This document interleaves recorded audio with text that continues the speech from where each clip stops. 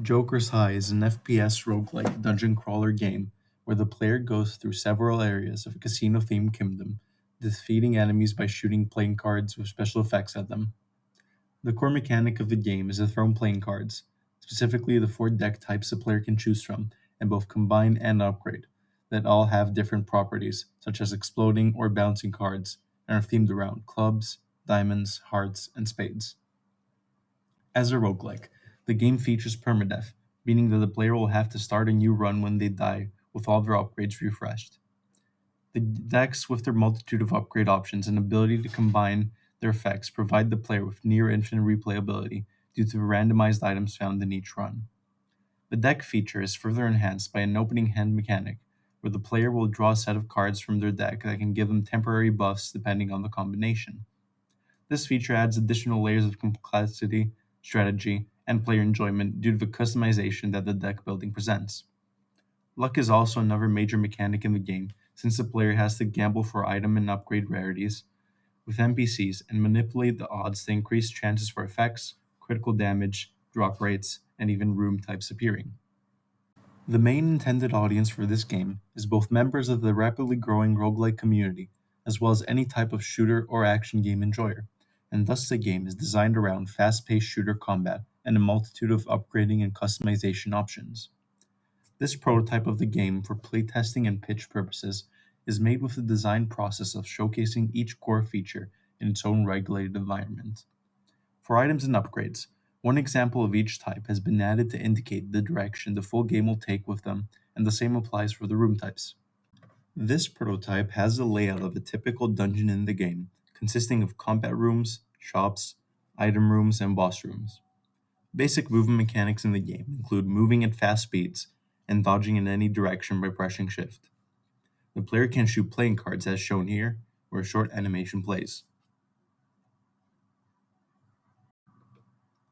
This is the first of three basic enemy AIs featured in this prototype. As you can see, this enemy will constantly rush towards the player, and if they get close enough, they will begin attacking. The game is meant to be very fast and relying on dodging, so enemies deal high damage, thus making the player need to play strategically. Once all enemies in the room are defeated, the player can collect a reward and move on to the next one. This is the first of four deck types that will be showcased in this prototype, the Clubs deck. This deck changes a player's basic shot into a triple shot with wider spread. The Clubs deck and its upgrades are mostly focused on mid-range damage, but AoE spreads that hit multiple targets at once. In this room, another enemy type can be seen that stands still and attacks the player with constant range bullets when close. This AI aims to showcase glimpses of the game's future bullet hell-like combat focused on dodging. Here, the dodging mechanic can also be seen more clearly, as when timed well and can block damage.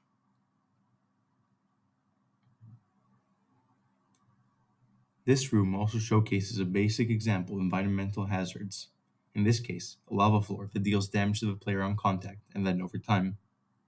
As you can see, the player now has more choices for which room to go towards next. In this case, this is an example of an item shop found within the dungeon that can sell various different item types that enhance the player's abilities during the run. The first example here are temporary buffs, such as this common item that heals a player when bought or found as loot.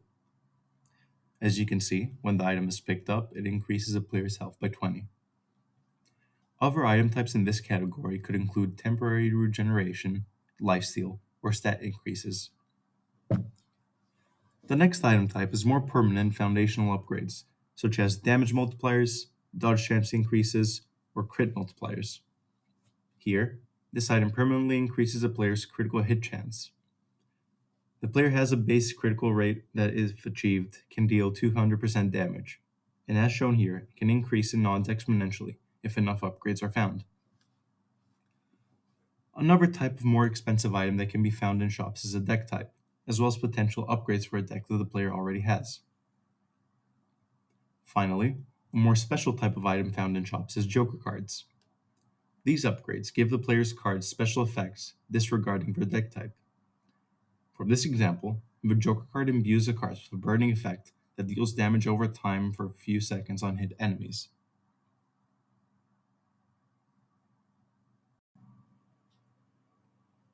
Moving on, the next deck type to showcase is the Diamonds deck, which features bouncing cards.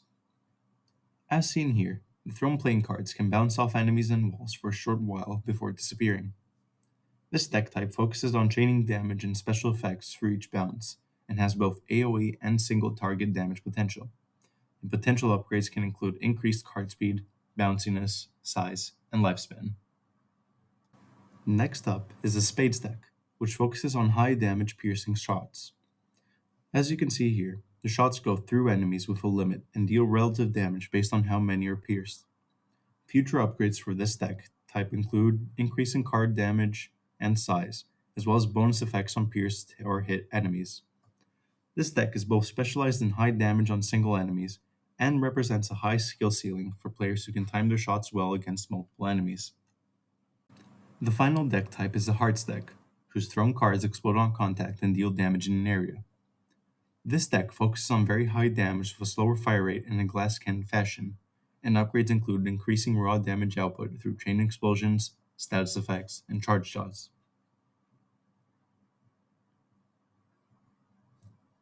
Another basic enemy can be seen here, which is a stationary ranged floating turret that shoots the player. This adds more variety and height for targets the player needs to hit, and once again shows the focus on dodging bullets. This is another type of room that can be encountered within dungeons, which rewards a player with an item or upgrade for the current deck. Here I have one example upgrade for each deck type that provides a glimpse into the future of each. For the Hearts deck, the shots do more damage and can now apply a burn status effect on hit enemies, drastically increasing its damage output. The upgraded version of the Diamonds deck gives thrown cards greatly increased speed, bounciness, and lifespan.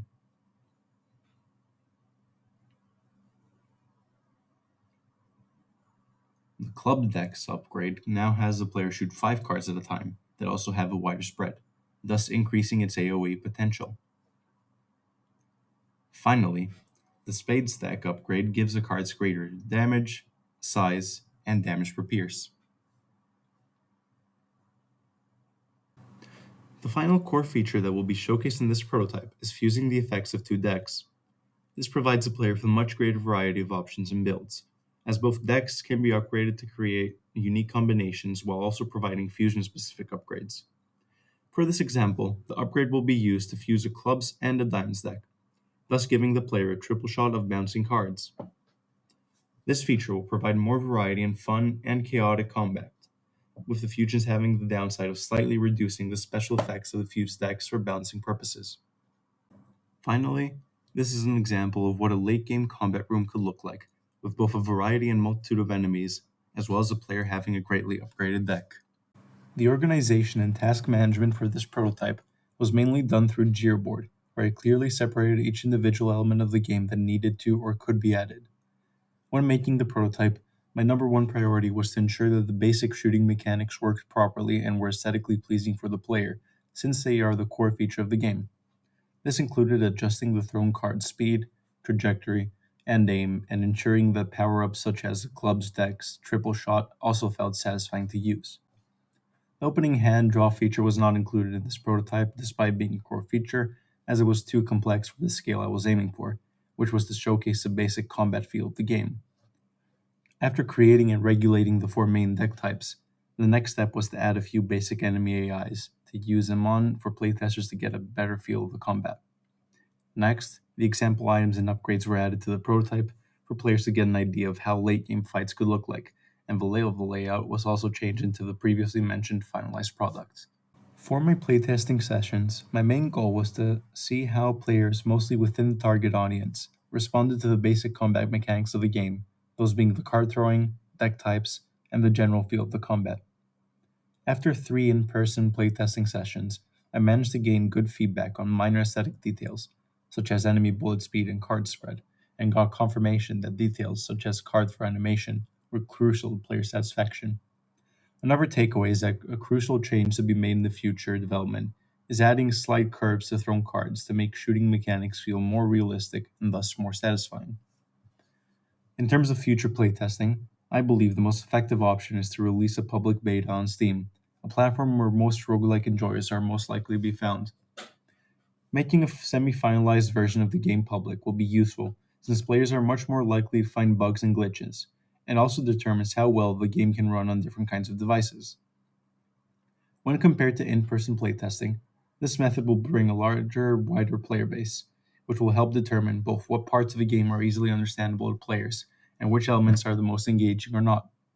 Finally, this public launch creates early excitement for the game and also builds a community for it early on.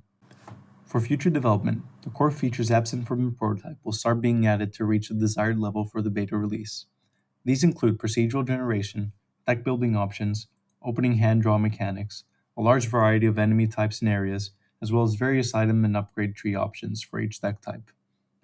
Existing features will also be enhanced based on prototyping feedback and changed to be up to standard, though a large focus will also be needed on the art direction since a major appeal of the game is the casino theming in the environments, enemies, UI, and mechanics. In terms of scale, Joker's High will be a medium sized indie project. The format of the roguelike is thus very fitting, since the procedurally generated dungeons allow for large amounts of content with minimal assets and allows there to be a greater focus on adding large amounts of item and upgrade options.